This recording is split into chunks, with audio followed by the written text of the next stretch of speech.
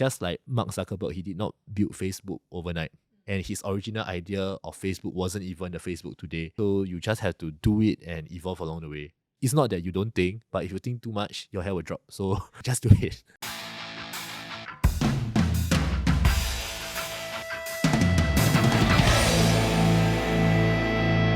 So I would like a penny of your thought, like going through that journey, right? As magic being your hobby and your side hustle, it's supposed to give you joy, to alleviate the depressing moments that you have as an FA. And then now you have to monetize it. Means if tomorrow I got nothing to eat, it's because my hobby is not hobbying enough. Does that not ruin the hobby for you? I totally agree for you. If it's true that I have to do things that don't align, right, it will ruin it. So how to go about it is really just do things that is aligned internally. So even as a magician, of course, there will be clients' requests that you have to perform under rather weird circumstances. You have to maybe bring their corporate message, brand message over. But all of this is just part and parcel of work, and the creative aspect comes in how to gel the originality in magic with this, you see. Like, there are always ways that I can ensure that the magic is good, is artistically sound, while still fulfilling the client's objective. So I don't see that very big divide. So it's the same for in my FA line. Like, back then I was so burnt out. I hated the work because it was not aligned. So eventually I left the agency and came over to where am I now. So and in fact I gave out 350,000 of buy over packages and all my recurring income to be here. So because I felt so much more aligned. Once I feel so aligned, right, when I come over here, actually I feel so much at peace, feel very energized whenever I come to work. And turns out that my revenue last year actually jumped quite a bit. Right? In 8 months I did the revenue amount that I spent 12 months to do previously. So I don't see that divide. I'll just do what is aligned to you. Well, actually, whatever you said reminds me of that quote, the don't love your job your love. So basically it's kind of like a way for people to detach from their job and like make their passion kind of their full-time job. So do you think it's kind of realistic for people who have a passion to always pursue it full-time? Unfortunately, that may not be the most realistic most of the time, right? Because even in magic, there are certain areas of magic that I'm very passionate about, like close-up magic, coins magic, but factually speaking, that is not the most profitable one, because in a corporate shows, no one is going to appreciate you bring a few coins, doing difficult sleight of hand, and then call that a show. Right? Of course, those are good artistically, but it's not going to be all. So I think if we are talking about strictly pursuing a passion that may not have commercial value, then probably that's not a good idea. But what we can do is we can find where's the intersection point, right, between what has commercial value and what you are passionate about. So like for me, in magic, I love sleight of hand, I love children magic performance, and it so happened that these two things I can put that sleight of hand performance into the children magic performance, which is the commercially viable, right? So in that way, both intersects, and I feel really at peace. And even my financial advisory role is the same. I still make money. Of course, we all have to make money, but I do it in a manner that is principled, is data driven, and when the products are being recommended, I can show another FA and they will have no way to disagree with my recommendation. And if it's so aligned as such, right, then really the passion and work part intersects. There's no divide there. So the thought that occurred to me is like, okay, so as an FA, right, there's a lot of research base. As a magician, you also need to do a bunch of research.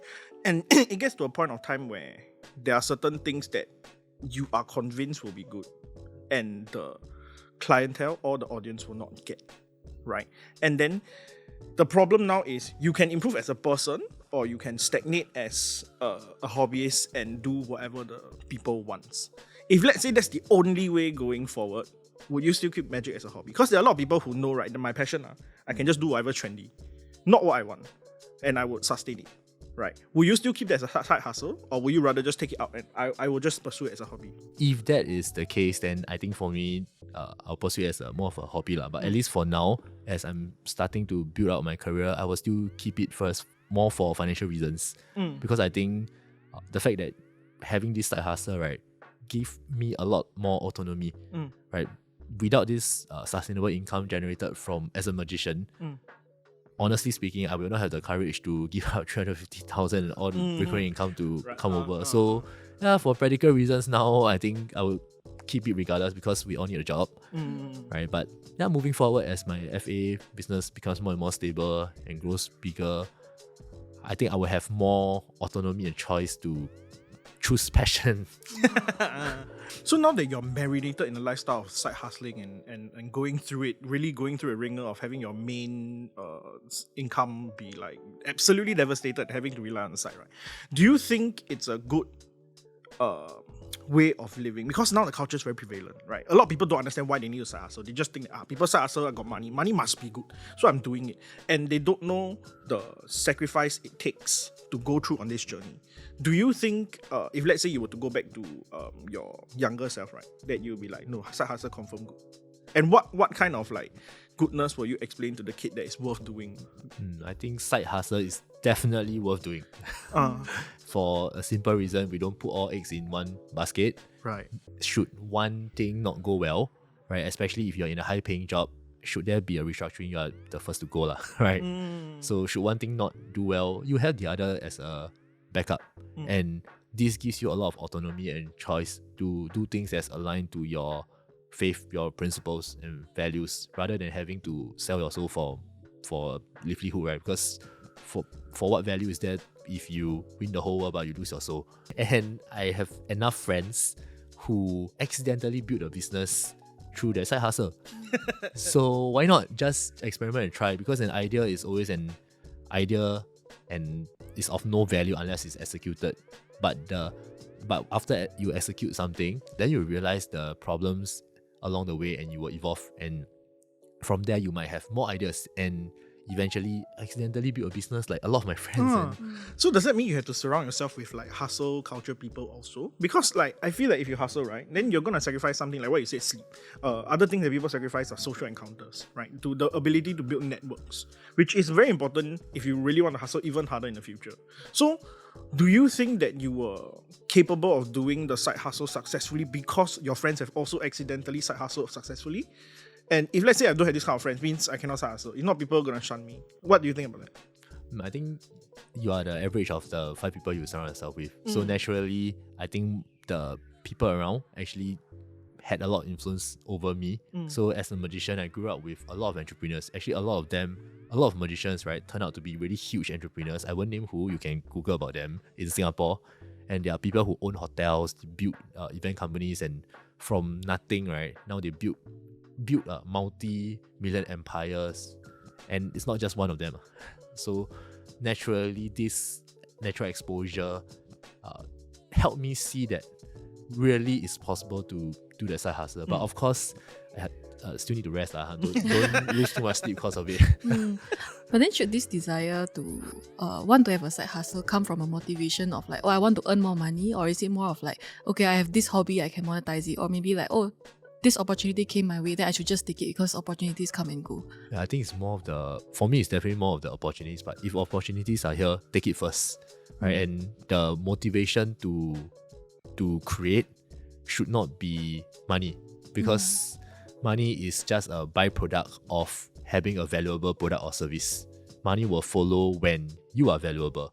So rather than focusing on the money, which tends to make you quite not a nice person to talk to, right? If I'm your FA and all I think about is money and the commissions I can make from you, I'm sure you're not going to talk to me, right? But rather focus on the value you provide for the other person.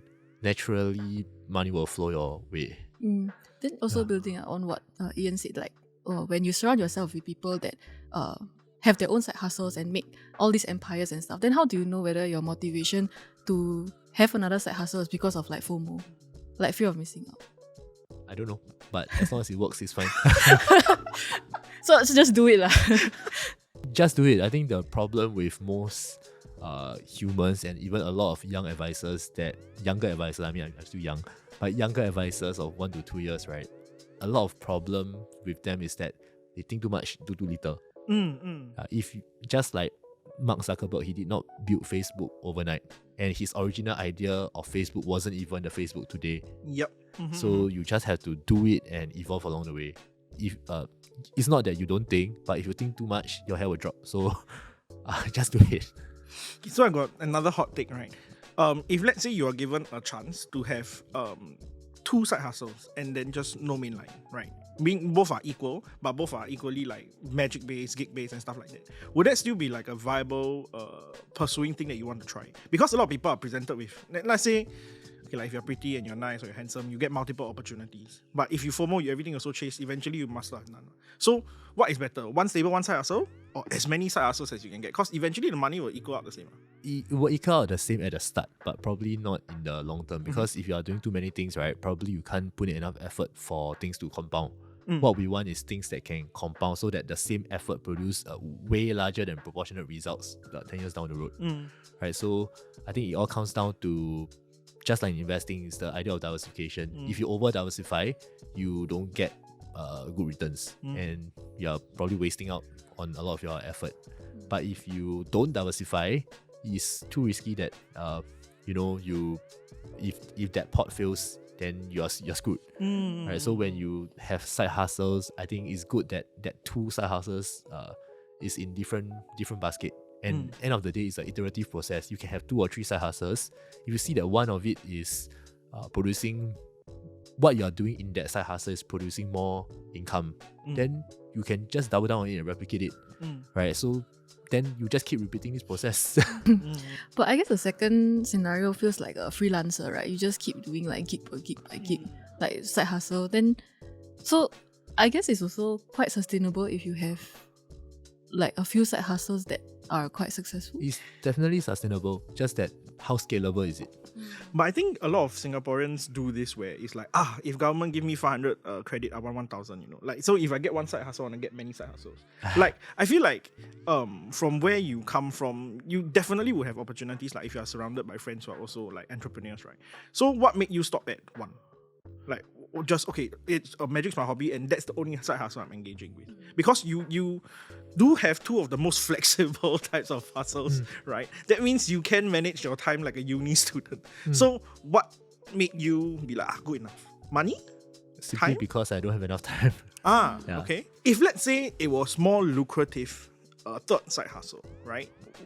Would you then try and reduce the amount of time that you spend in the current 2 to include it? Like, are you open to more hustles? Is that the correct perspective to have? Or am I supposed to look for the 2 best hustles I have? One make my main, one make my side.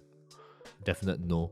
Firstly, because to do my magician role and my FA role well, right? I don't have much time to do any other thing already, because especially in the FA role, we need to constantly upskill ourselves, and almost 24/7 I have to be at the service of my clients. So if I were to do any other thing, I think it might affect the quality of service that I can provide. So at this point, definitely no. And at the same time, I do believe that if I double down on my financial advisory work to help them grow their wealth, and over time, right, when they see results, that's when their wealth grow and their income that they will, for lack of a better word, pay me when we work together, you'll get more eventually as well. So really, I don't have much time to think about other things now, but more of I need to focus on my current advisory work to produce more value, more results, and eventually, you'll see that things will work out for the best. So it seems like you're doing all this with a lot of intention and purpose in like your work, right? So I mean, like, you just don't anyhow like put like one random side hustle there, because it will kind of like reduce the quality of like the other things that you're doing. So do you think one needs to have fulfillment and purpose in all the things that they do? That's for sure, because if we were to, like what I said earlier, if we were to win the whole world but we lose our soul, right, then what's the point? And I think really men do not live by bread alone. If today I can give you even for yourself, I give you the highest paying job, but you don't enjoy, you don't see value in the work in it, right? Or I can ask you to work for a scam ring. Fair enough. Will you feel fulfilled? Definitely no, right? So this purpose, I think is so important, and in all of us, there's that innate want to be of value to others. At least that's what I feel, right? So if we can't fulfill this ability to want to create things that's of value, then I think it's very hard to sustain for the long term as well. Yeah. But how do you balance like your time and energy to do everything though? Because you said that like for I guess as a magician you also have like a lot of gigs, and then I guess you do it on the weekends. But as an FA you also need to like meet clients, and FA is also not like a 9 to 5 job. It's like a almost 24/7 job. Then how do you even find, let's say, time for like your own me time, or like time to recharge, or time to go to church, or all that stuff? So to be fair, for the first 2 years, there's no me time. I work more than 12 hours a day, 7 days a week, and even on the weekends, I'm still serving in church. So I just gave up on sleep quite a bit. But over time, right, because there's only that many hours you can add into the day, over time I learned to start building systems to be more efficient. So for example, I spent 3 years to build a whole Excel software to help me automate my calculations and produce reports, financial reports for my clients. So now the job that used to take me hours now can be done in an hour.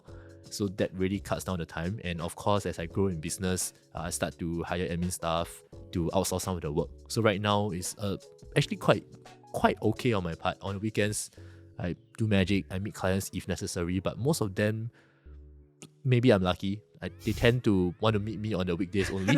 So I think that's the best of all worlds. But have you never felt like burnt out, or like your kind of this side gig is a burden in a sense? Because to me, it's like I also dance like very often. So all I do is like I work, dance. Like there's also no me time. But then after a few months, right, then I realized, actually it's damn tiring. Like at one point I felt a bit of fatigue to keep up this hobby or passion of mine. Like, have you ever felt that way? I think the fatigue, right, did not really come from the magic side. In fact, actually it came from the FA side, and I had a very, very bad crash in 2024, in my fourth year in the profession. It was so bad that year my revenue was close to nothing. And I was just surviving from hand to mouth. And prior to that, I was actually quite a high performing person, because not afraid to share. At that point in time, my income reached the top 10% earners in Singapore, but it crashed to just like any other fresh grad. It was totally not productive.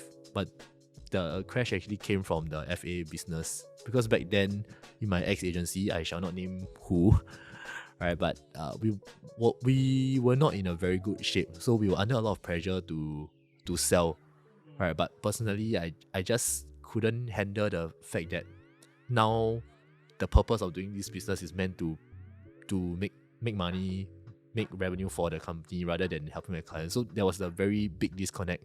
So I started to withdraw away from the FA work, and I ended up spending a lot more time on magic because I can directly see that joy that I spread to others. So really the burnout came from the FA side. And of course, for 3 years, a sustained period of 3 years working 12 hours a day, 7 days a week, it's just not sustainable for anyone's health.